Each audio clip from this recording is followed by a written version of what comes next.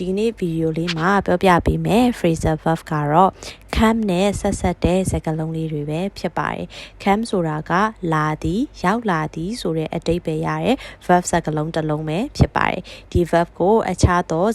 preposition တွေနဲ့တွဲပြီးတော့အသုံးပြုတဲ့အခါမှာတော့ phrasal verb ဆိုပြီးတော့ဖြစ်လာတာဖြစ်ပါတယ်ပထမဦးဆုံး phrasal verb ကတော့ရုတ်တရက်အမှတ်မတင်ပေါ်လာသည် come up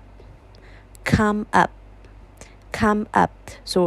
တဲ့အဓိပ္ပာယ်ရတဲ့စကားလုံးလေးပဲဖြစ်ပါတယ်စကားလုံးကိုတော့ကိစ္စတစ်ခုခုသို့မဟုတ်အရာတစ်ခုခုကကိုယ်စီမမျှော်လင့်ပဲပေါ်ထွက်လာသည်ချိန်ကပ်လာသည်ဆိုတဲ့အဓိပ္ပာယ်မျိုးမှာအသုံးပြုကြပါတယ်နောက်တစ်ခုကတော့ကိုယ်မျှော်လင့်ထားသလိုဖြစ်မလာဘူးဆိုတဲ့နေရာမှာလည်းအသုံးပြုလို့ရပါတယ်ဥပမာပေးရရင်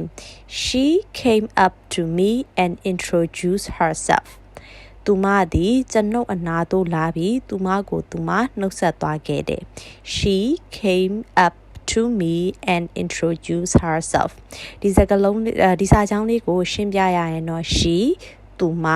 came up verb အနေနဲ့အသုံးပြုထားတာဖြစ်ပါတယ်ဒီမှာသုံးတဲ့ came up ဆိုတာကတော့ preposition နဲ့ verb နဲ့တွဲပြီးအသုံးပြုထားတဲ့အတွက်ကြောင့်မလို့ phrasal verb လို့ခေါ်တာဖြစ်ပါတယ်came up ရောက်လာသည်အနာသို့ချိန်ကပ်လာသည်ဆိုတဲ့အဓိပ္ပာယ်ရပါတယ် to me ကျွန်ုပ်အနာသို့ဆိုတဲ့အဓိပ္ပာယ်ရပါတယ်တခုခုစီကိုအချိန်ကပ်တယ်တခုခုအနာကိုသွားတယ်ဆိုလို့ရှိရင် to ဆိုတဲ့ preposition လေးကိုထည့်ပြီးတော့အသုံးပြုပေးရပါတယ် she came up သူမလာတယ် to me ကျွန်ုပ်အနာသို့သူမလာတယ် and ပြီးတော့ introduce ဆိုတာကတော့နှုတ်ဆက်သည်မိတ်ဆက်သည်ဆိုတဲ့အဓိပ္ပာယ်မျိုးဖြစ်ပါတယ်herself သူမကိုသူမနှုတ်ဆက်သွားခဲ့တယ်ဆိုတဲ့အဓိပ္ပာယ်မျိုးဖြစ်ပါတယ်။နောက်ထပ်ဥပမာတစ်ကြောင်းကတော့စာမိုးပွဲအဖြေရလဒ်ကသူမျှော်မှန်းထားသလိုဖြစ်မလာခဲ့ဘူး The exam results didn't come up to his expectation. The exam result didn't come up to his expectations. The exam result exam ဆိုတာကတော့စာမိုးပွဲဆိုတဲ့အဓိပ္ပာယ်ဖြစ်ပါတယ် result ရလဒ်ပါဒါကြောင့်မလို့ the exam result လို့သုံးရင်စာမိုးပွဲရလဒ်ဆိုတဲ့အဓိပ္ပာယ်ဖြစ်ပါတယ် didn't ဆိုတာကတော့ did not ကိုအတူကောက်သုံးထားတာဖြစ်ပါတယ် didn't come up toကတော့ verb တစ်လုံးပဲဖြစ်ပါတယ် didn't come up အပေါ်မှာရှင်းပြခဲ့သလိုချိန်ကပ်လာသည်ဆိုတဲ့အဓိပ္ပာယ်ပဲဖြစ်ပါတယ် didn't come up ဆိုတဲ့အတွက်ကြောင့်မလို့ချိန်ကပ်မလာခဲ့ဘူးမျှော်လင့်ထားသလိုဖြစ်မလာခဲ့ဘူးဆိုတဲ့အဓိပ္ပာယ်မျိုးဖြစ်ပါတယ်ကိုကအတိတ်ကအကြောင်းအရာတစ်ခုကိုအငင်းပုံသဏ္ဍာန်နဲ့ဖော်ပြခြင်းတဲ့အခါမှာverb မှာ not ထည့်လို့မရဘဲနဲ့ do does did ဆိုပြီးတော့စကားလုံးတွေverb to do တွေကိုထည့်ပြီးတော့ verb to do တွေမှာ not ကိုပေါင်းပြီးတော့အင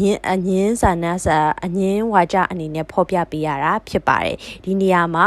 စာမိုးပွဲရလဒ်ကအတိတ်မှာရခဲ့တဲ့စာကြောင်းဖြစ်တဲ့အတွက်ကြောင့်မလို့ do နဲ့ does မဟုတ်ဘဲနဲ့ verb to do ရဲ့အတိတ်ကိုပြတဲ့ did ဆိုတဲ့စကားလုံးကိုအသုံးပြုရတာဖြစ်ပြီးတော့အငင်းဝါကြဖြစ်တဲ့အတွက်ကြောင့်မလို့ did not ဆိုပြီးတော့အသုံးပြုပေးရတာဖြစ်ပါတယ် verb ကိုတော့ကိုသုံးနေတဲ့ verb တိုင်းပဲပြန်ထည့်ရပါတယ်ဒီနေရာမှာမျှော်လင့်ထားသလိုလို့ပြောချင်တဲ့အတွက်ကြောင့်မလို့ come up ဒါပေမဲ့မျှော်လင့်ထားသလိုဖြစ်မလာဘူးလို့ပြောချင်တဲ့အတွက်ကြောင့်မလို့အငင်းကြအတိတ်ကလာလည်းဖြစ်တဲ့အတွက်ကြောင့်မလို့ did not come up သူမျှော်လင့်ထားသလိုလို့ဆက်ပြောခြင်းတဲ့အတွက်ကြောင့်မလို့ to his expectation ဆိုတာကတော့မျှော်လင့်ချက်ဆိုတဲ့အဓိပ္ပာယ်မျိုးဖြစ်ပါတယ် his expectation သူဤမျှော်လင့်ချက်တွေနဲ့အတူစာမိုးပွဲရလဒ်ကထပ်တူမကြခဲ့ဘူး